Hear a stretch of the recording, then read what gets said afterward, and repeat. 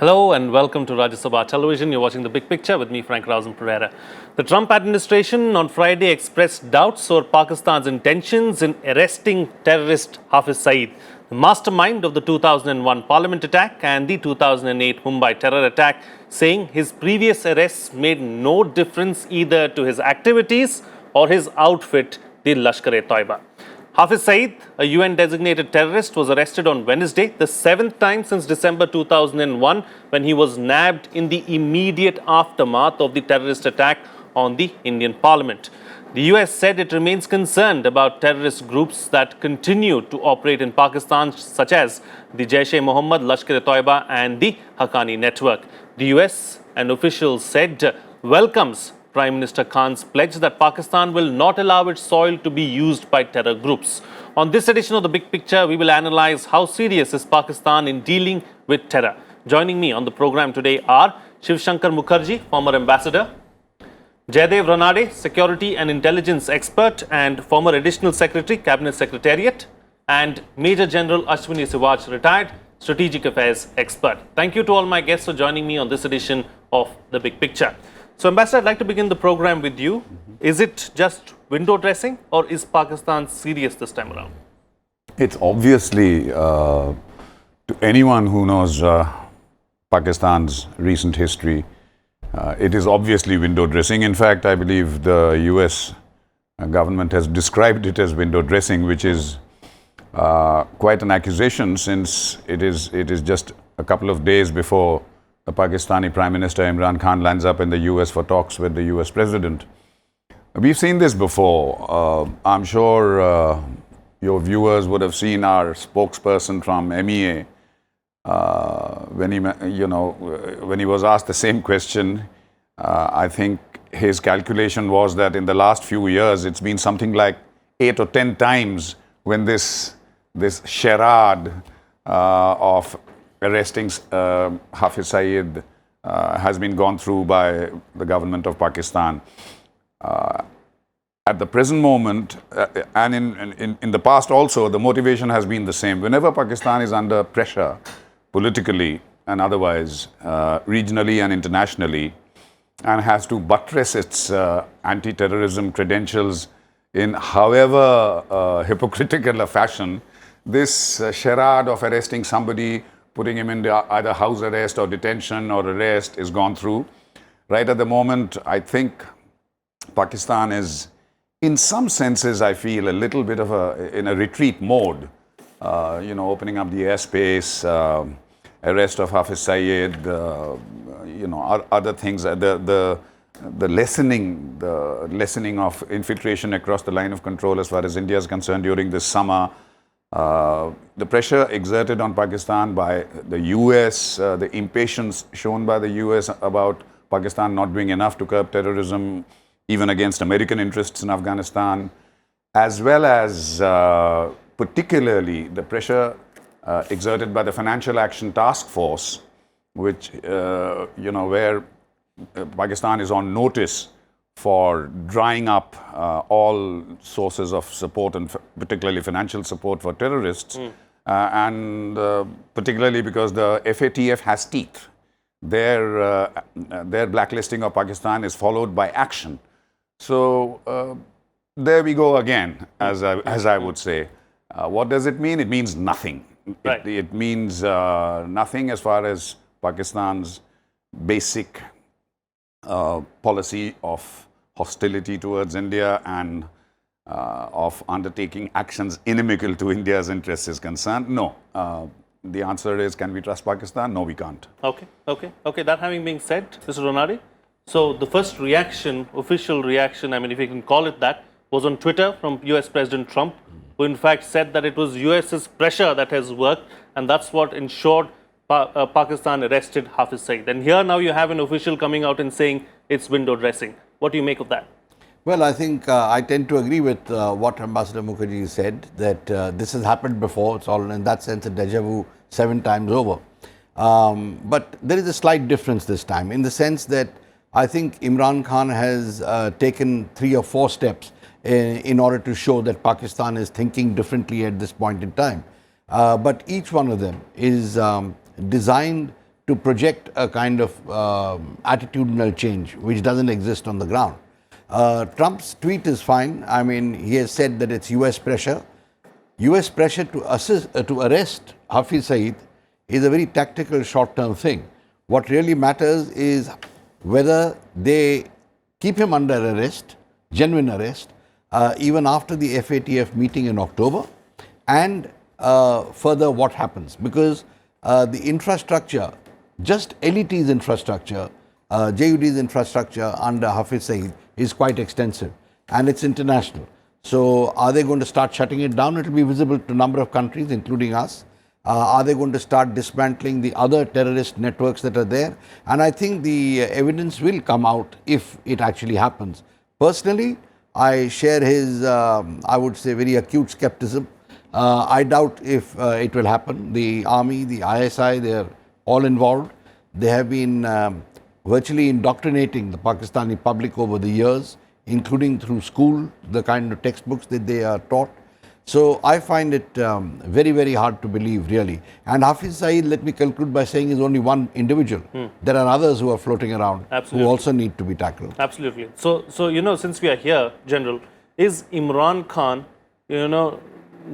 trying to change something on the ground in Pakistan? Can he be given the benefit of the doubt, looking at some of the recent decisions that have been taken, be it Kartarpur Sahib, be it opening up the the airspace for civilian airlines and so on and so forth? Frank, no, not at all. You see, it is totally a eyewash.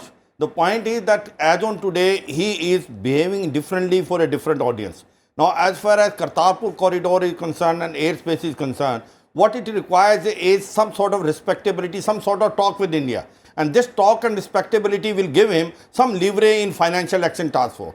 One knows it very clearly that Pakistan track record as far as terrorism is concerned is very bad, and financial action task force is likely to place it in a blacklist because the 26 points which were given by financial action task force, out of them 24 has not been implemented. So therefore it was under pressure. That's why they are trying to open a Kartarpur corridor. We have also shown apprehension in that as to that it may have a meaning to also radicalize certain youth, Sikh youth going there and reviving a militancy. The airspace is concerned, it was hurting Pakistan more than hurting us. So in any way, this is one thing. Now, as far as America is concerned, now Donald Trump has not said that there is a pressure from US here, they have arrested him. He has given this thing that there was a pressure from US and they have found Hafiz Saeed. Where was Hafiz Saeed? Hafiz Saeed was all over there only. Because he has been arrested 7 times after 2001, that parliament attack. Every time you arrest him and you release him after some time. There has been no change as far as his own activities are concerned or his party activity. Whether it is Lashkar-e-Taiba or the front organization called Jamaat-e-Ul-Dawa and Flight-e-Insaniyat Foundation. So therefore, it is totally an eyewash. Now, America is trying to give him benefit of doubt for their own reason. Why America is today trying to convey that Imran Khan possibly different and he want to go against the terrorism is because they need Pakistan now, especially for Afghanistan. They are likely to quit from Afghanistan and they want Pakistan to help them out in talks with Taliban. You know, this Mullah Abdul Ghani, brother who was released from by Pakistan, having a talk with Janme Khalilzad, negotiator from US. All this is working out on one issue that Donald Trump is very keen to get out from Afghanistan before 2020. And for that, he needs a Pakistan help. And therefore, what he has promised in 2018 January when he has suspended all military aid to Pakistan, saying Pakistan has been fooling America for so long and its track record as far as terrorism is very bad. They have been aiding and abetting terrorists, whether it is Haqqani group or Taliban against Afghanistan, Lashkar-e-Taiba and Jayadeva against India, and Sunni militant group against Iran. So nothing has changed. What I am saying is, as far as Pakistan is concerned, no activity has stopped. They are in full way. My concern is that Jamaat-e-Ul-Dawa and Flight-e-Insaniyat Foundation is deep inside in the political organization of Pakistan, West Pakistan. They are the one which are running charitable organization. And all this organization is being run on the drug money, which is involved with the ISI. Does Imran Khan has a capability and willpower to take action against that. Sure. By merely putting Hafiz Saeed behind the bar will not suffice until it takes a concrete, irreversible actions on ground to show that they really don't want terrorism in their soil. Okay, all right. So, Ambassador, taking that particular point forward, how much can the civilian government really do? Are Prime Minister Imran Khan's options limited, and what can he do? Look, let me put this as clearly and as bluntly as I can. There is a civilian government in Pakistan headed by Prime Minister Imran Khan. However, the real rulers of Pakistan are the military, the deep state, are the military establishment and the ISI and the power structure that exists around them. For all normal civilian purposes, yes, the civilian government of Pakistan exists. But for all major decisions, all their strategic decisions, particularly their most important one-point agenda of causing as much harm as they can to India and their fixation with Kashmir and so on, it is this establishment that calls the shots. The Prime Minister Imran Khan is, it sounds extreme, but it's the truth that he is just a puppet who's been placed on the civilian seat of the head of government, and he does not call the shots on this. You know, as I said, I'll be blunt. The point is that people like Hafiz Saeed, organizations like Lashkar-e-Taiba, Jamaat-e-Dawa, Jaish-e-Muhammad, the Haqqani network, the links with Taliban, these are actually, let's face it, more important to the military establishment than people like Imran Khan. They are the real instruments of state policy.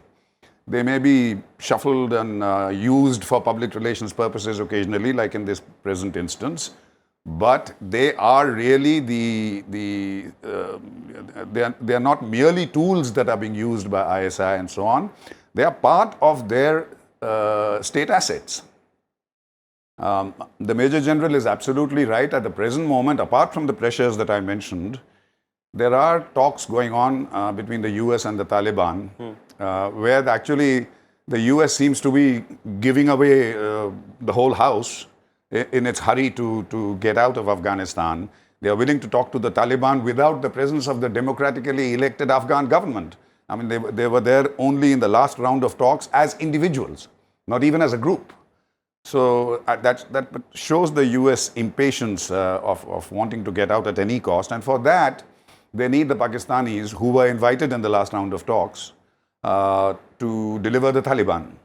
So one can understand Pakistan's compulsions, and one can see through them because they're so transparent. Okay, okay. So, you know, Mr. Ranade, so taking this particular point forward, you know, the entire Afghan problem that the United States is in, you know, for the last decade and a half, 2 decades almost now, they've been bleeding there as well. So, is Pakistan sitting in a pretty place looking at the entire Afghan Taliban situation? Well, Pakistan seems to have now come into a pretty place in the short term. The Trump administration is very keen on getting out of Pakistan, out of Afghanistan. It was a commitment that they made to their people. So I think they are working full tilt towards that. In the process, Russia and China have been able to persuade the Americans to involve Pakistan so that, Pakistanis will be able to control the Taliban, so-called, which I think this Taliban is somewhat different from the previous one. So whether they are susceptible or amenable to Pakistani control, we'll have to see, and to what extent. But I think it is a combination, which is what has happened. The Afghan government has been brought in virtually as spectators. We've been marginalized. And that Americans seem to have decided that that is the way to go. But as I said, there are two other points here. One is Imran Khan is trying his level best to try and put a gloss on Pakistan's failings so far and the bad record it has. But his capacity to maneuver is limited by the army. They've decided what he can do, what he can't do, and he operates within that. But within that, he does a lot of gimmickry. Like the statement that he made in Pakistan before going to the United States, he said, I'll save money and I will stay in someone's house or in the Pakistan ambassador's house and not in a hotel. Fact is, he's not going to stay in a hotel. He'll be put up by the Americans there. So he does this kind of thing, but doesn't have any meaning. The second, I feel, which is something that we need to think about, is that the Pakistan government, civil and the military, are banking on the fact that India might decide to grant some sort of legitimacy to this Pakistani regime, military and civil, by talking to them and by agreeing to once again initiate some kind of a process which could lead to peace. I think that is their hope. They have done that in the past quite successfully. But talking about peace, I'm sorry to cut you short, Mr. Ranade, but does Pakistan want peace at the end of the day? No, they don't want peace, but they want some kind of a talk to start with India. And there are enough people here who've been saying, we've been too hard on Pakistan, let's start talks with them. To what end doesn't matter. I think that is what they're trying for. And if they succeed in that, then they can tell the Americans that, India has also agreed. So I think that is the end game that they're looking for. They're not going to get there, but that is the strategy. Okay. So, General, should India give Imran Khan a chance? Should we have some kind of talks with Pakistan? Yes, or that's a complete no-no from your side? Frank, absolutely no. Our question is simple as that. Terrorism and talks can't go together. Till the time Pakistan do not dismantle this terrorism infrastructure which is existing in Pakistan, the question of talk is not there. Because in past also we have been fooled by Pakistan. And if we now again start talking when Pakistan has not dismantled, whether it is Lashkar-e-Taiba, Jaish-e-Mohammed or Jamaat-ul-Dawa and other infrastructure which is available, now start talking with them is going in a fool's paradise. So therefore there is no question of talk. What Pakistan is doing is playing a game. It is trying to fool the world. It has been successfully done earlier also. The point today is why it is opening up Kartarpur corridor airspace is that somehow, however, he can start the talk with India and he can show to the world that yes, it is going in the direction of doing something against terrorism so that he gets the benefit of doubt, especially by the Financial Action Task Force. Because this sort of Financial Task Force is what is hurting him the maximum. Because that is going to come especially in September, October.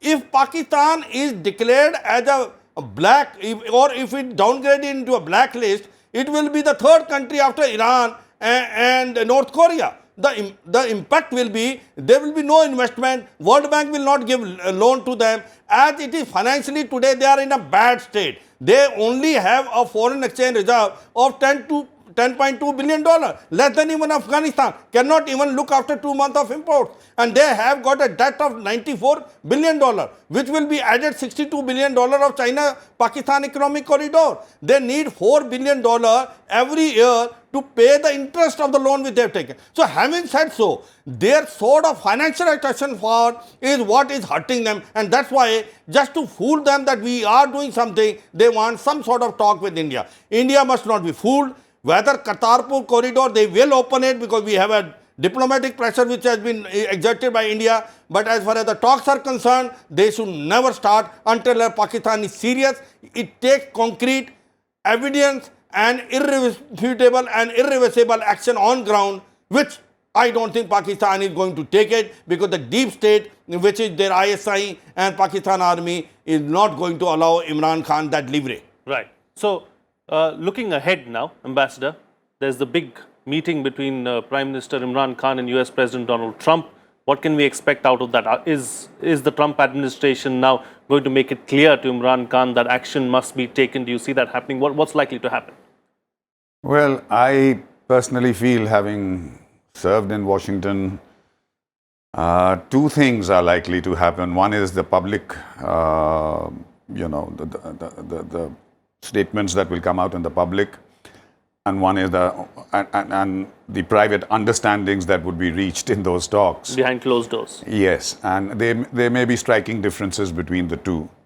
As far as the public, the world is concerned, I think it will be somewhat positive. The Pakistani side will stress its, all that it has done in fighting terrorism, and that it is the greatest victim of terrorism, etc., etc. It will talk about its great relationship with the United States and so on. The US will, I think, tone down the negative aspect of the relationship, which has been in the public domain in the last year or so, the harsh criticism that has come out of the US.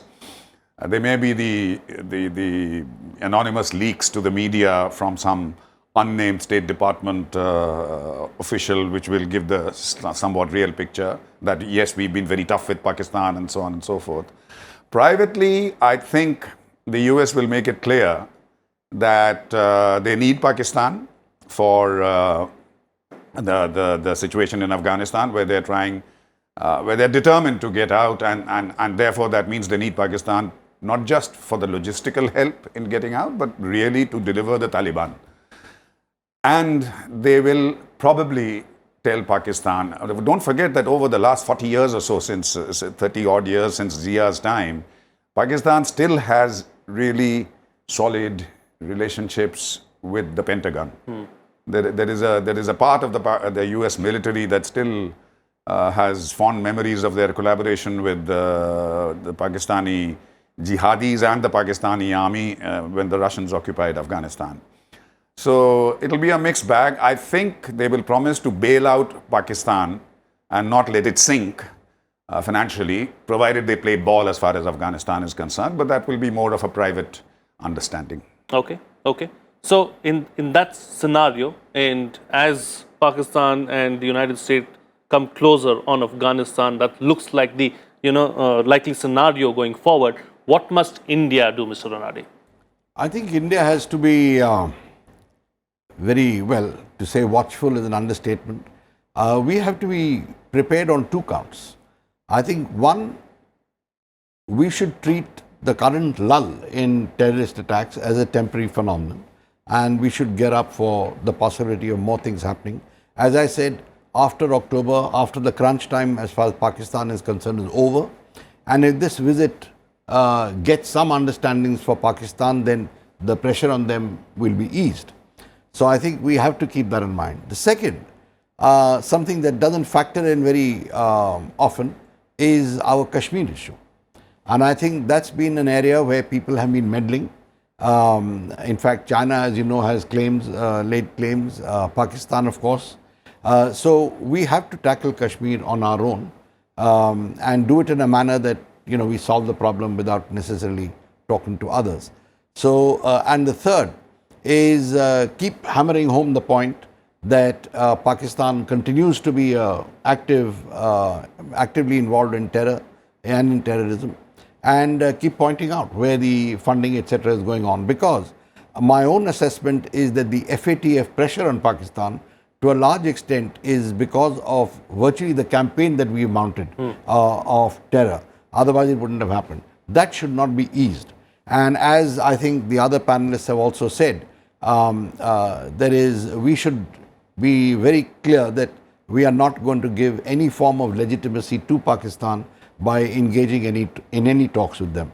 The only way we can is once they dismantle in a manner that is verifiable by us the terrorist networks. Absolutely. So, General, then is it up to India really to deal with terror emanating out of Pakistan? We take it upon ourselves, don't rely on anybody else, and deal with the problem locally. Absolutely correct, Frank. As far as Kashmir is concerned, nothing much has changed. Us people may have thought that there is a respite in Kashmir. The respite in Kashmir was temporary because after the Balakot, most of the terrorists were shifted from these launch pads toward the Afghanistan border because there was a danger of strike on that. But now they have shifted back. There are about 400 to 500 terrorists waiting on launch pad to be infiltrated in India. So therefore, the pressure of the terrorists coming from Pakistan remains same. That's a different thing. It is not successful because our anti-infiltration system and our basically counter-infiltration grid system is functioning. So therefore, we have to be careful, we have to guard. As far as inside the Kashmir is concerned, what it needs to be improved is two factors. One is we have to improve the governance. No, till we do not give a good governance, you will find that the elements like Hurriyat and all get a chance. Second thing is the NIA has already done a very good chance. They have now basically throttled the drug money, the Hawala money which is coming. They have already put pressure on Hurriyat leaders, and what has impacted, they say this stone throwing and all has reduced considerably, because this was totally eyewash. This was happening due to the money coming from Hawala. So that has improved. Now, third thing which need to be done is that how do we improve the situation in southern Kashmir, that the radicalization of the youth starts stopping now, because it has come down. Because that was also coming through Manu, but still, I say social media, or you can say the Molvis, the elders, they have to be involved, and for that we have to ensure that some sort of employment schemes come for the youth, because until you do not employ the youth after their well education, then they are tempted to join the militancy. And romanticizing of the militancy which was taking place whenever there is a janaza of a militant, that needs to be stopped. Now, my biggest worry today is, Frank, is the talks which are going between, basically between Afghanistan, government has been totally bypassed. It is between America and Taliban. Pakistan is totally involved. In this game plan, it is China, Russia playing. Where does India stand?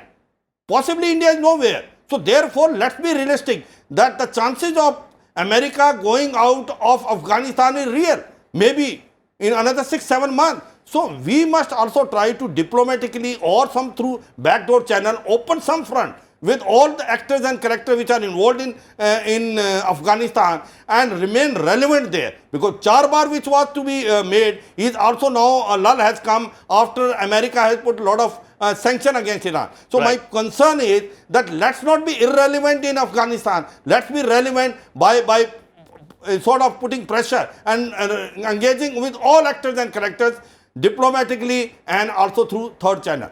Okay, all right. On that note, then we'll call it a wrap on this edition of The Big Picture. What's coming out of this discussion is that we can't trust Pakistan as far as terror is concerned. It's something that we need to continue to deal with an iron fist as we go forward. And we should ensure that we do not talk to Pakistan till they really act on terror, is what the panelists are suggesting. Thank you to all my guests for joining me on the program and putting things into perspective for us. That's it from me. See you again next time.